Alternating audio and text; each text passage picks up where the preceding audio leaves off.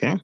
Well, welcome everyone. We're back to our very interesting and very enlightening series, which is related to Zim Lakwana, the jazz musician. The angle that we're taking now is that not only was he a jazz musician, but he was a practitioner of Malopo. And we have in relation to that also Malombo music, which influenced the way he expressed himself. And basically, it's a brand of spirituality with ritual and healing that comes out of Southern Africa. So when we dropped off last time, we were dealing with the visual arts. And I think Lerato, who's with me now, how are you doing in Pretoria? Sorry for like forgetting to greet. Okay. No, Yeah. man, it's good. It's Yeah. good. You're getting Yeah. into it. No, I'm So all we were right, showing man. how the spiritual music from South Africa, especially some of the jazz and some of the Malombo music, is healing and it's spiritual and it uses a lot of metaphors and a lot of distorted sounds to bring about the type of space that we need when we're trying to heal from pain, even though pain can never be expressed. So now we're going to some of the photographers, and I think we're agreeing, Lerato, that with photography, it's a little bit different because at least with music and painting or what they would call artistic photography, where it's manipulated, you distort things, and you can change sound and everything, and kind of get into the surreal, for lack of a better word, to get into a spiritual healing. But with photography, it's more because it's more realistic. So it's not going to be on the same spectrum with painting and music with sort of like the hyper realism that you find in these. So it's a lot more subtle. So what are your thoughts about that before we talk Yeah. about Mafokeng and Cole, who are dealing with that sort of photojournalistic realism, but they still find a space for spirituality, even though they can't use as much metaphor or manipulation of sound and imagery. Continue, sorry. Yeah, I mean the work is mainly documentary in terms of photography. Yeah, So that is what the photographers were contributing yeah. um to the idea of black consciousness. But there's also then um an other aspect of it that I think yeah, I'd have to like go and dig up again some of these Yeah, guys I mean, that I did that I'm some, now like that I'm now yeah. starting to think of when you speak of like non-figurative Yeah, no, that was photographers. a better word. I Because used a long-winded way of saying non-figurative. But yeah, yeah. but there's also then um people like there's a photographer I remember by the name of Victor Matom, but I'm not sure how much of his work would be available online or Yeah, anything yeah. like But that. I looked at, yeah, sorry, go ahead, continue. Yeah. Yeah, and then there's also a photographer that I work also closely with, who's my closest and photography teacher, who is Maurice Lekwabe, and he Yeah. also has like a wealth of images that are also non-figurative, like this Oh yeah, abstract using expression from photography, photography. yeah, yeah. So usually it would have to be the way you developed it or the way you altered it. But yeah, or sometimes it's just when you No, catch no, it when no, there's a blur. just Yeah. yeah, but just like the subject matter where it's not a Yeah, I human get what you're saying. So like it's the way that the viewer would interpret the image. It's framed in such a way that it's a non-figurative yeah. No, yeah, presentation. Yeah. like Yeah. yeah, I would have to show you some of the images so Yeah, that you you have to show see. me. Yeah. But anyway, but I would Um, still want to say that so I was looking at Stantu Mafeking's work. And he said he started yeah, off as, working in museums and stuff like that, and a lot of photobiographical stuff and journals. And he said that that wasn't enough with him, that he started to look inwardly because he didn't yeah, just want to give. So he's trying to make sense of apartheid with his imagery and documentation. And he couldn't. sure, sure. And he realized that it's no longer about the oppressor, it's about him. And he looked inwardly. And from that point on, he started actually using a little bit more metaphor in the way he decided to frame pictures. And sometimes he would superimpose another picture with another picture. And that leads us into a meditative space, which is part of the spectrum of healing. Even if it doesn't directly deal with healing, it puts it into context. What would you think? Yeah. Yeah. Yeah. I mean, I think they were all looking at and Yeah. looking for ways Yeah. in which they could convey the spirit of the people, you know. Yeah, and funny that you said that because um he said he wanted to do spirituality and he wanted to capture it, especially within a lot of religious spaces during apartheid, because that was the only form of freedom that blacks had was through their spiritual practices with altered through their Christianity. I call spiritual it altered because practices. it's Yeah. Christianity with local flair and local rituals, but then also some of the things which weren't Christianity, which go to the traditional spirituality. And the way he takes the images, and you can see that there's an aura there. It's not just capturing it. And he captures more than just the suffering. He captures them in spaces which are spiritual. Whether the spirituality is positive or negative, it doesn't matter. But it's more than just the material scape. Continue. Yeah. Yeah. So I mean, he focused a lot on those aspects of spirituality, Yeah. um And clearly, I know where I they probably he's occur. probably an atheist because he claims that I know he's a Marxist for sure by listening to him, but he still has some sort of concept of spirituality. Well, I'm not sure if I'm wrong about that or right. Was he an atheist? I'm just guessing.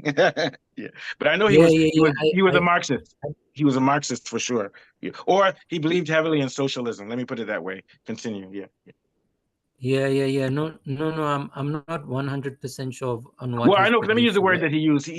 He saw the problem with capitalism, and he also saw that we were living in a material struggle.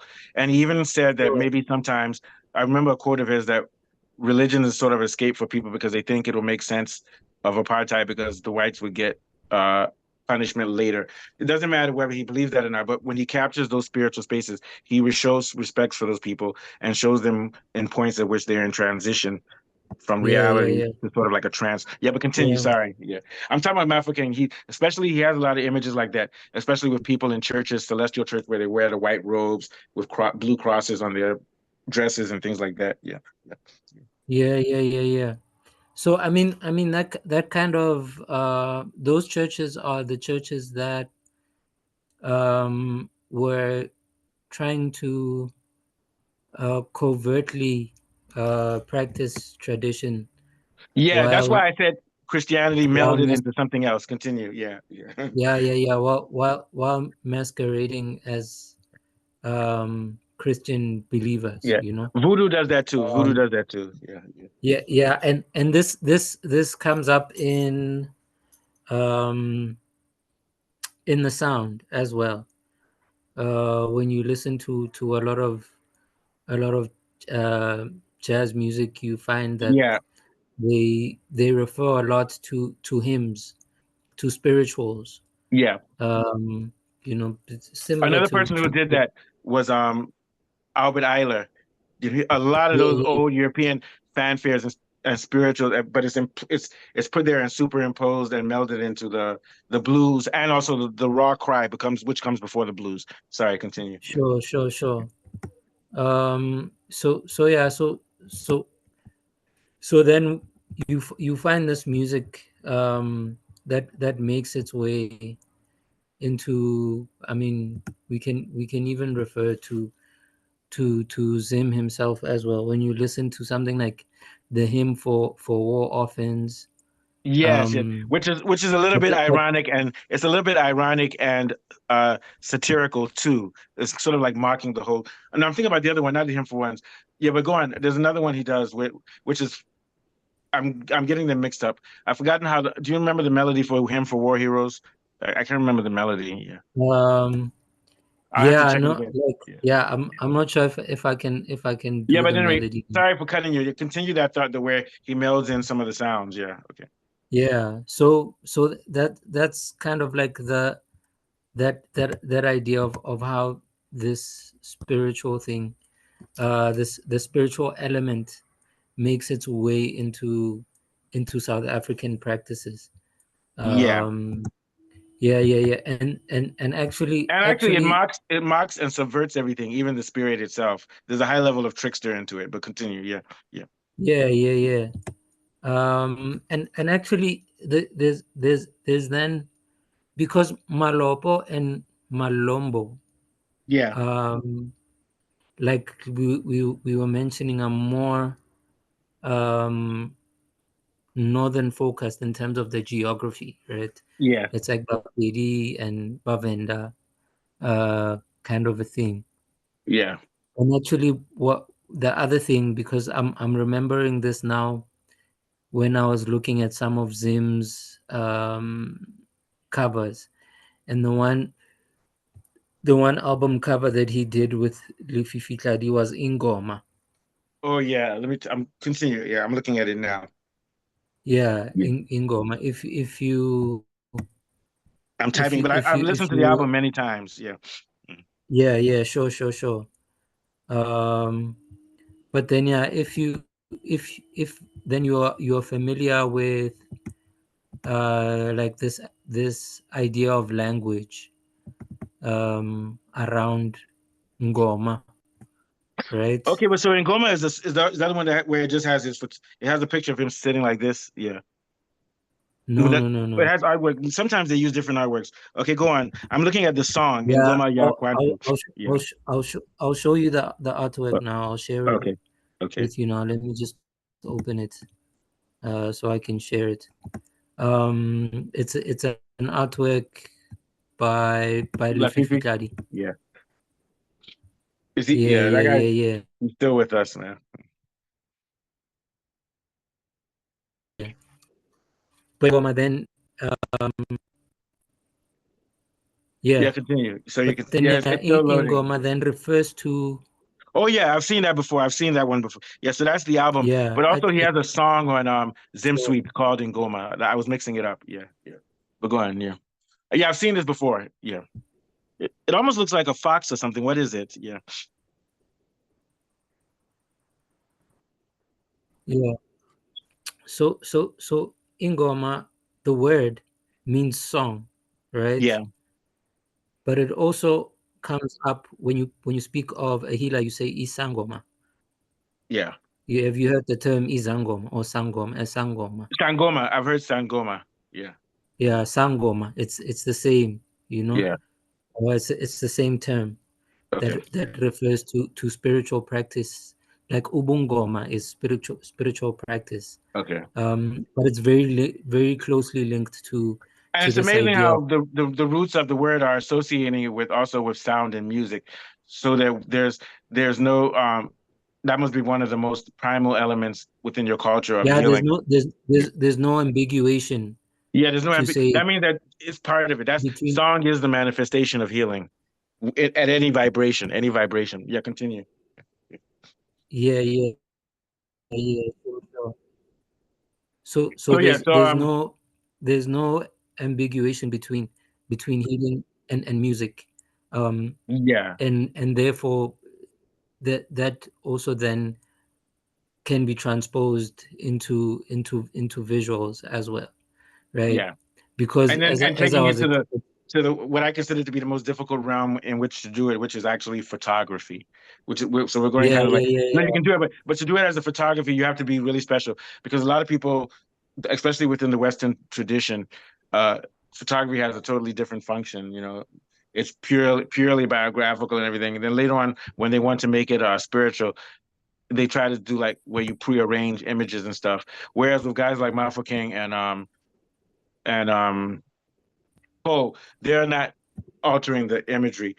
They're actually taking images of spiritual spaces, and it comes out as what it is, rather than the Western tradition in which you actually use figurative to create non-figurative values, but you rearrange everything. Somebody who did a lot of rearranging was Metetwa. You can tell that Metetwa takes portraits where everything is set up and manipulated. You know what I'm talking about? The guy that went to jail for murder, the painter and photographer in Tetwa. He killed a prostitute in South Africa. oh, Um, Mteto. yeah, he when he does his photography, you can tell that it's. I'm not saying it in a bad way. He stages it.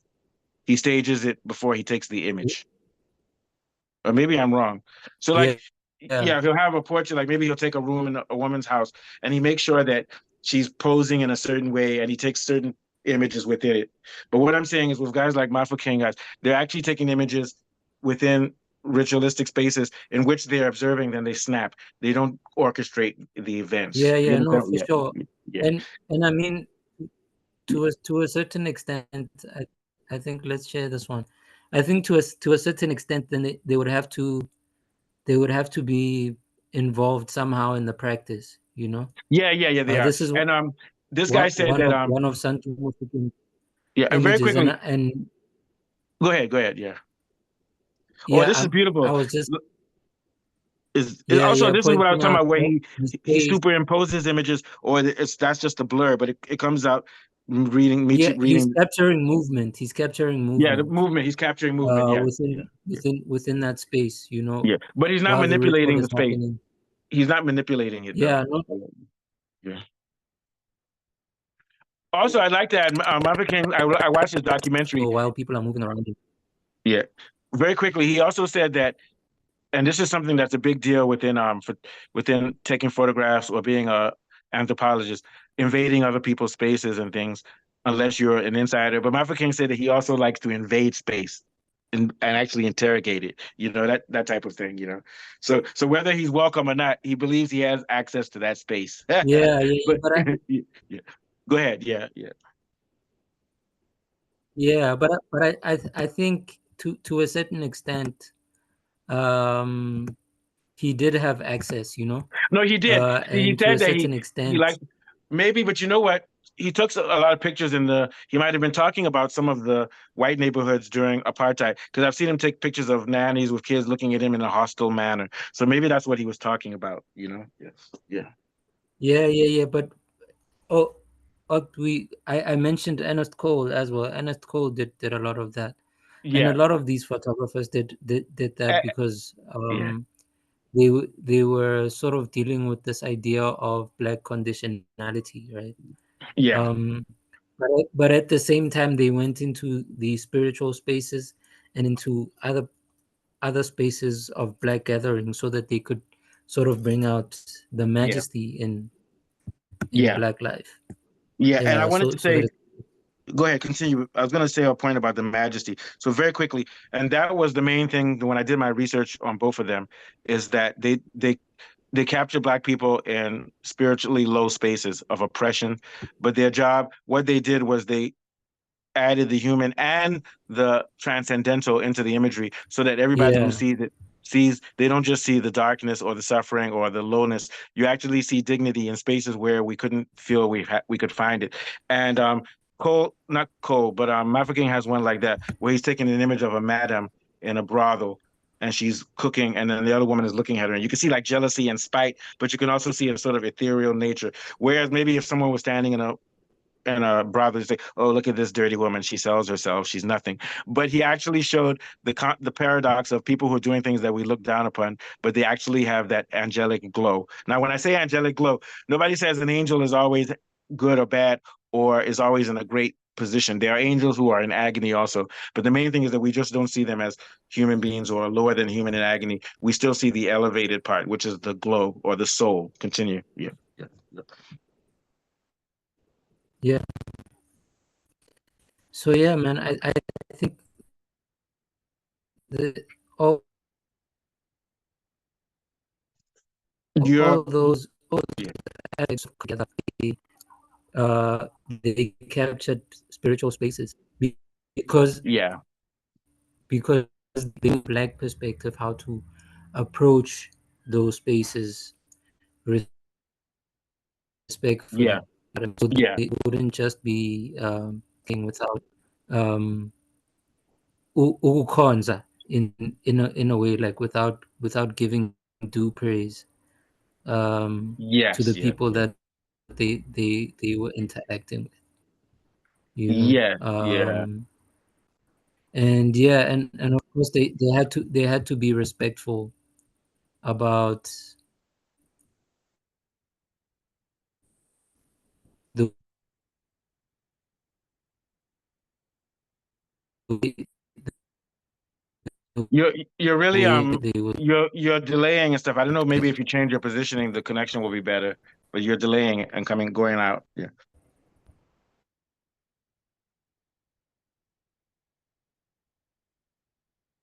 Hello.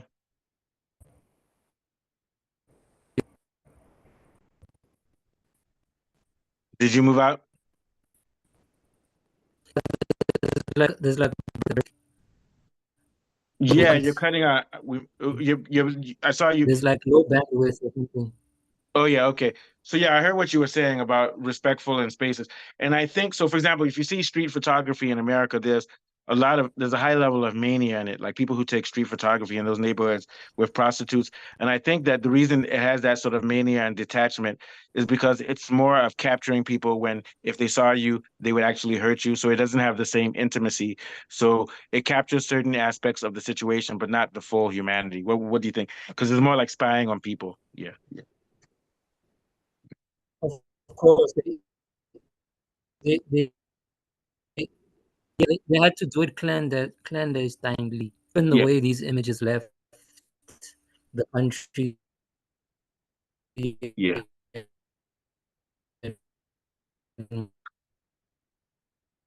Yeah, the band wave is really bad. I might have and to turn this off. it Yeah. had to be covert, because you'd arrested on taking those pictures. So why, like, yeah, people just call with the images.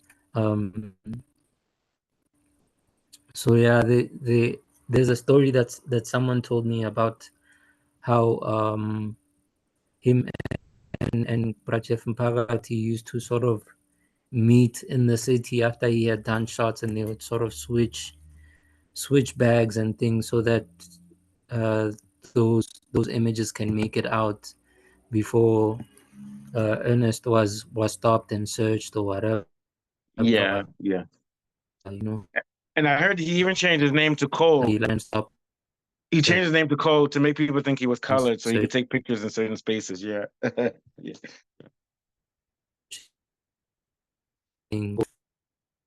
the camera. They probably destroyed home and things like yeah, because yeah, his name is Ernest Cole. Yeah, that's his real name. Then he His changed it name to is Cole. Yeah. Ernest, but I think it's something that happened also. Yeah, I think that's something that happened with just like pronunciation and things like that. Uh, Like oh no, no. people I actually just said saw a Ernest Cole, documentary but in which his name is I saw Ernest a Cole. documentary. I saw a documentary in which they said he actually changed it so that he could have a colored classification.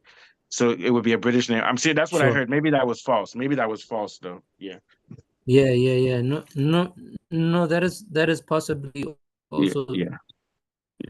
also true because yeah, there were ways in which you had to sort of get around um, the law, and of Yeah. course, being considered as colored would mean a little bit more leniency from the law, from just like when people read your name, as opposed to when they actually see you, and Yeah. things Yeah. like that.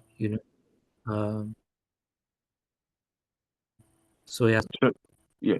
So yeah. So let's move on. so he had to sort of escape that profiling. Yeah. Mm. So So you do find photographers that deal with that. I think the other interesting one that I shared with you was Ruth Mutau. Um, just to also add a little bit of like this feminine flair, you know. Um, and this is her capturing a baptism. wow. And her images to me have always been like very striking. Yeah, striking, and it's also Um, even though it wasn't by mhm. design, it's ambiguous because the female looks a little bit like the male, but just without hair on the face. So it captures them in ambiguous spaces, even gender and identity. But maybe I'm wrong. That's what I see in that image. Yeah, yeah, yeah. That's a very striking in, image. in in in ambiguity and things like that. Yeah. So one of the many spiritual things that you see that a lot of these photographers attended, which was baptisms, which used to happen at the river, you know. Um, and there's this idea of water, and what it means in terms of transposition, and this, like, these spiritual moments that happen, you can't necessarily plan and set up No, because you're no. being immersed into the water in this kind of baptism. Oh, that's very And beautiful. The this use of is color here is also, beautiful. Is is this the same individual? yeah, Who is yeah, this yeah. again? This is still Ruth Mutau. This is still Ruth Mutau. Oh, beautiful. Is she still alive? I think she still is alive, yes. As far as This I is know, a I very haven't heard of powerful image, her. very fantastic image. Yeah, so The this power of is, the female, you see the symbolism of water with the blue on her dress and also the blue in the cave, which could be yeah, interpreted as a womb. And she's walking away, but you see her power. Continue. Yeah. sure. Um, so you find this is also a same place that, uh, but this one is not Mutoling. This one says Mute. Um, but there are these mountainous and cavernous spaces where these rituals happen, Yeah. Wow. and where these gatherings happen. Um, and of course, this is a large part of the work that Rez is continuing Yeah, he does in that his too. own Yeah. body of work. Yeah. Yeah. And when I look at these, He's really continuing so very this quickly, Lorato, when I look at these, this when I look at these stuff that Rez has done, this and that tradition of, what I was saying is that when I look at these yeah, images, like this one and the ones that Rez took, it's it's strikingly familiar to what you see with the Brazilians who are of Yoruba, then in Cuba, then in Nigeria, and in West Africa. sure, Same type of sure, dressing and same type of ritual, which shows us that African spirituality is one thing, even though there were fractures that led to migration. It's the same source because it's too much alike. Like when you look at closer things, like with the sure, ladies with the cigar in their mouth, you see Santeria in Cuba that does it, which is when I call it sure, Yoruba, it means that I only know it as Yoruba, but somebody in Congo would know it as there, and someone in South Africa. So when I'm using the word Yoruba, it's only my reference to it. So I'm not saying that it's predating off of that. I'm saying it's the same thing as what you see in Yoruba sure. and No, West I African. get you. I get Yeah, you. yeah. Yeah. Hmm. Then you get to see all these links. And actually, when I also dug deeper into the story of Hiri Moyaga, who we spoke about uh, in the previous episode, as a visual artist. I did mention that he was a saxophonist, Who and it turns out, I mean, I knew that he was a saxophonist who's that? Are you talking about because someone, M. Seleko or who else? No. Hiri Oh Moyaga, yeah, I didn't know that. Yeah, I didn't know that. Yeah. yeah, the visual artist. So I mean, I had only known of him as a visual artist, and I think it was Maurice Lekwabe who said to me, no, he was also a saxophonist. So doing my digging around, I also found like some parts of his history that are interesting in terms of what he searched for, in terms of music, um, Yeah. because it's sometime in the late 80s, he began to travel villages in the north, and villages, I think in and around Botswana, meeting with the Khoi and the Khoisan people and Yeah. trying to learn from them, the African sound. And this is also in tandem with this idea of breaking away from, um, this this sound of jazz that is very westernized or very Americanized, Yeah. uh, because they felt that they were borrowing too much from Yeah, the and US. the same And thing you happened in the find, U.S. with John Coltrane. Ornette Coleman. Not a, well, Ornette Coleman was more. He was still a Western musician as far as I'm concerned. But Albert Ayla, um, who else? Especially Coltrane with his spiritual stuff. He took it way out there, and they started taking sounds from indigenous peoples around the world, from the rainforest in Brazil, Congo, um, the like you said, Stein and those groups of people, and then started taking from sure, Native Americans. So it's going back to the shamanic tradition and to the ancient sound, which is what all people sound like, whether they live in Europe or whatever, before um, imperialism starts to build structures. And you see it in Egypt too, because if you notice, from Egypt or from Kemet, we don't hear the type of rich folk music we hear in the interior of Africa because they were starting to become imperial also. Continue. Yeah. Yeah, yeah. Yeah, but I think you still get, I suppose, if we mention the Kemetic, you still get these um intonations of sound that we find in the East, um and that we find like in the vocal songs of the East, Yeah, yeah, or whether the it Middle East be, too. be Yeah, so there's still some Arabic soul there. or It's just that Indian. it's not as raw as music you would find in the from more central areas like Congo and Co. Sure, But it sure, has more sure. it has more of that soul that you would find in Arabic and West African music. Yeah, yeah, In East African music actually as well. yeah, yeah. Which is where, and When that's what influenced through either through influencing the Middle East, which is connected to it, or working in exactly, symbiosis with them. exactly. That's where that sound came from, and then it Yeah, was exported to West Africa, and then that's where you get the when blues. you listen Yeah. to sounds that come out of Ethiopia and sounds that come out of Eritrea and Yeah, Djibouti it has that blues sound and too. the Yeah, Sudan.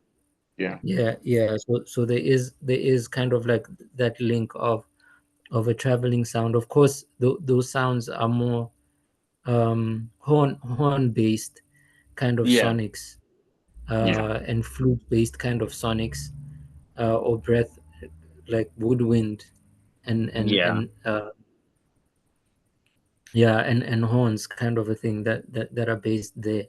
Where else, the more you go west, then you begin to follow what Sounds of Blackness called the journey of the drum, which sort of travels all the way south to to where we find Malopo and yeah, yeah. Ingoma. And Yeah, it's all a connection. yeah, yeah. It's a spectrum. Yeah. So I guess we're gonna end soon, but we'll end with but we're gonna continue this. I don't know where we're gonna pick up from here, but let's go back to Becky and Seleka, who I said is he's deeply rooted from what I've heard of his music into the jazz. So I wouldn't say that maybe his music is Malopo at its extremest bounder before it's not that anymore, based on what I heard with him doing in jazz. But you mentioned that even within jazz, he puts and he's also a classical musician.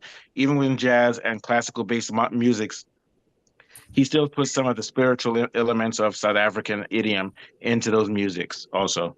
I'm just saying that he's pushing it to the limit. Not that he couldn't do those types of music, but the type of music that they play in general of his is is almost to the point of classic jazz. So can you speak on that? Yeah. Yeah, yeah, yeah. I think there is perhaps maybe like trouble with selections, Yeah. in terms of what people want to play Hmm. of a person's music. But when you listen to, I think it's Meditations, which Yeah, is yeah. I kind of haven't like listened to that one. I have to listen to it. Yeah. yeah, yeah, yeah. If you listen to Meditation Suite, which is like a long suite, he goes through um like a journey of sound, Yeah. where he uses his voice, in actually the same way that we're thinking about, You said Johnny, like Johnny um, did too. I remember you said that in the last show. yeah, Johnny did. like Gianni did, but in the Yeah. same way that we just referred to East African sound, to this Ethiopian Yeah. sound, or that now we find in Arabic sounds and in Indian Yeah. sounds. He makes Which those kinds actually of I wrote sounds. something on the blues and on African American music, and it's heavily influenced by that sound through Islam, which was taken to West Africa and brought to the Sure. U.S. by people from Mali and Senegal, and that's what you hear when you listen to the Memphis blues. But down the doom the doom doom when you listen to the Memphis Yeah. blues, no, not the Memphis blues, the Mississippi blues. What you're hearing is that Hmm. Eastern sound, which is an enduring flame of spirituality, which will never die out. To see where it's gone all over the world. Yeah. Yeah, yeah. It's even the basis of the Southern dialect within trap music. Guys like Lil Wayne and them, they still have the same thing. But as you start going north in the U.S., it loses because north in the U.S. is more influenced by Anglo-American language because that part of the country wasn't where slaves were. They migrated later. So the real home of the U.S. For blacks is the South, because that's where they came in from slavery in the warmer areas to do farming. And you can hear it in the Yeah, music. Yeah, yeah. yeah, no. For sure, Yeah. that's like that march of urbanization. Yeah. Um, in the same way that, as we've been discussing, people in South Africa moved from north to south, Yeah. into Pretoria and into Johannesburg, and then there were some that moved from southeast in the Eastern Cape, and Yeah. in the Western Cape to Johannesburg, as Joburg, the city, was kind of like this melting pot where all Yeah. these cultures, or what we call now Gauteng, because Malopo sort of arises as a result of Marabastad, which is here in Pretoria, which is, they speak of Marabi music. It's Okay. very Yeah. I have to reminiscent check it of out. Yeah. Marabi music. Yeah. Um, Yeah. so yeah, there's all those influences that sort of converge and create a confluence. And then, of course, then the political um, climate of the time, that was calling for Black consciousness, then Yeah. made the photography, made the visual arts, and made the music um, speak more towards this idea of Black consciousness. Yeah. Which again is what we see is being infused by the new practitioners of Malopo, like guys like Diani and who's the one that started it off for us? With Tabani and those Philip guys. Tabane. Tabani and those Yeah, guys. yeah, yeah, So yeah. what they were doing is they're taking, and so that's what has been the focus of our series so far.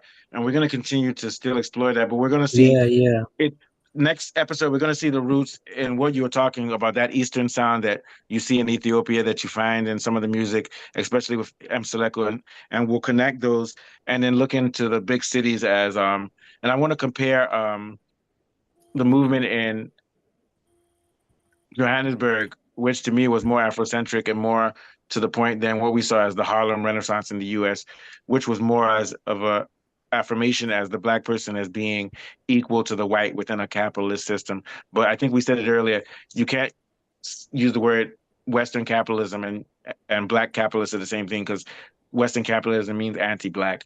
And that's what we saw with Langston Hughes was a great poet, but he was aspiring in the same tradition as Shakespeare rather Yeah, than the yeah, African griot. He was aspiring to be better than Shakespeare, but to be better than Shakespeare in what is a Western form of poetry, as opposed to the type of yeah, poetry that you see guys like Lefifi do, or that you see in South Africa or in Nigeria or Africa. So we want to look at Johannesburg as being a central point in which music that came from the north, from the west, from other parts, converged to create an African art form, but still influenced by, like we said, Beethoven and Bach, John Coltrane, and other people that they were listening to around the world. But they weren't trying to appropriate their sound. They were adding it into the center of the black person. That shows you what we do with art when, as humans, when we take different types of influences. Yeah. So, what are your last thoughts? What do you think? Yeah. Yeah. Mm. yeah, man. I think, yeah, I had also, I think, maybe to like dip back a little bit, to like the visual arts, because in the previous session, Yeah. uh I did say that maybe I'll share some of the album artworks of Yeah. of So we'll this add that next period, week too. you know. Yeah. Yeah. So, Yeah, any yeah, yeah, artists you want to yeah. mention before But before we head out? Yeah. None. Not. yeah, Oh, yeah. no. So, I mean, I yeah. I can share a few of these things with you Oh, yeah. About 5 more minutes because we'll run out of time on the now, and then recording. next week we'll sort of. Yeah. Because we're averaging Yeah, 2 hours yeah, based on it. sure. Oh, this is very nice. I like this. Yeah. Yeah, yeah. This is the artwork of Hagris Ntukwana, Yeah. um, on a Matsuli music, I think compilation, and Matsudi I think it was Yeah. Matsuri because I think it's Sesotho because um, who's this guy? Um, was part of the record label. Gideon Nxumalo was part of this label. Okay.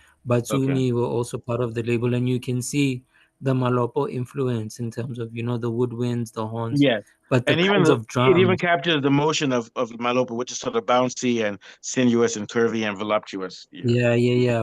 But the drums most importantly point you Yes. to Yes. that. Yeah. Yeah, and this is some more work from Hargreaves and Tukwana that reference the sound and the music. Yeah. And then this is like from later years, but Tlokwe Sikume is also of of of that period. Yeah. He's still alive and practicing now. His brand of music, which is also Malopo, and this is a performance I think that he did at the State Theater Oh, wow. for for Midu. But you can see the artistic sort of influence. You see the drum as well there. Yeah, and there's That still is being, and it's just another variation of what I would call magic. And this reminds me of it yeah, too. It's using imagination to blur into reality and pain and mysticism, everything, to create compositions which are influenced by that total reality, which falls almost as close to the cosmological. It's not fully cosmological because it's not impersonal, but it's taking figurative things and adding more and more symbolism and magic and things to them. Yeah. Yeah. sure. Yeah. Yeah, and then this one is the album of Sakile. Okay. Uh, um, yeah. And Sakile is like then another band that came out during that time. And this cover is done by Figile Makadlela. Okay, The yeah, artwork, yeah, yeah. yeah. I've seen a lot of his albums, especially the one that has. These are the same one that where the eye is looking at the tree, the eye coming from the woman's Sure. eye. Yeah, yeah. You can never forget his work. Very brilliant work. Okay. Yeah. So I mean that sort of like wraps up. Yeah, yeah. We, Um, we have to move on. I always hate saying goodbye. So we're gonna continue. So we'll discuss next week, and like I think we have a lot of things to look at. We're gonna look at the more of those albums you showed us. Then we're gonna start delving into that Eastern sound that you mentioned that you hear in the blues. You hear it in South Africa that came from. You said they may have gotten it from the northern part of South Africa, and you definitely hear it in American music, African American music too. So we want to explore the yeah. power, and it all started because you said you hear it coming out of Kemet too. Yeah, so that's very good. Okay, so thank you very Yeah. much. Enjoy the rest If of you've your heard evening. any Kemet sounds, like spiritual sounds or Yeah. chants, they sound exactly like that. Yeah, and it starts going to sort of like Pakistani Sufi music too, and you Sure, hear it in sure. Sufi also. Yeah. Okay. So thank you very much, Exactly. Lorato and Pretoria. I'm here in DC, kicking it out here. But we want to say thank you, and this is a very exciting series because we're starting to uncover the roots of Black consciousness, um, what I would call spiritual improvisation, which some people may call jazz. All of this related to Zim, but which goes a lot further than Zim. And not even further in different directions because all of us are actually practicing the same thing at the same time. So Yeah. yeah, yeah. Yeah, So and I think we'll soon sort of get to a point where we start speaking also about the present. oh yeah, the Uh, present. So you, and this goes to you my know, thing is that I mean, the pre we've spoken the pre about Makatini. I was gonna say I think, Makatini. That was who was I was gonna mention just a yeah. second But ago. but but Yeah, in because terms of visuals, he's actually the beginning of the next phase from what I can see. Yeah. yeah, we And can there's a lovely speak lady about who plays the trombone. Very good, and she's good with vocals. South African lady. She usually cuts her hair um, low. yeah, She yeah, play, yeah. she has I'll a song remember called her Out of This name now. World. Out of I'll This remember World. her name now, but Yeah, I wanted to mention yeah, Umzwandile Buthelezi as a yeah. visual artist. Look at the works of someone like Reyes. Yeah. Um, there's also a guy who does really amazing work Also, the from the guy who north. does pottery works from Cape Town is his first name is Andile. You don't know who lives in Cape Town. He works with Red Yeah. Duo. Yeah, Andile Chalevana. He also yeah, does amazing work. yeah. There's a guy from Limpopo by the name of TC Maila. Also does amazing photography. um, in living color, man. Really beautiful works that then will sort of come through. And it's important to Um, do that because if we don't do that, we'll say, oh, in our golden era, we had activists like Zim who are no longer here. But these guys are still here. It's just that the press, they don't get a lot of press, you know. yeah. That's sort of like the huge Oh, and there's conversation also that that crazy painter, Mithiani, Tokozani Mithiani. You know him, right? Thokozani, That guy's yeah. crazy. I hung out with him in Lagos, man. That boy crazy, man. Yeah, no. Thokozani is amazing, bro. Yeah. Thokozani is amazing. Yeah. And I've met up with him and we've had I've hung out with him. conversations. Yeah. Yeah, I've read some of the books that he Oh has yeah. So the there lady at that his plays place. trombone, Sia Makuzeni. Yeah. Siyama Kuzini, see, Yeah. yeah. Yeah. She's a very good musician. Very good musician. Yeah. Brilliant musician. Yeah. And you have someone like Malcolm Gianni, who's Oh yeah. also I know Malcolm Gianni too. Yeah. If um you hear from him, tell him he's always changing his phone. I'm trying to get in touch with him. Very talented. yeah. He's He also can paint. He's a painter and a trombonist, and he can play piano. Yeah.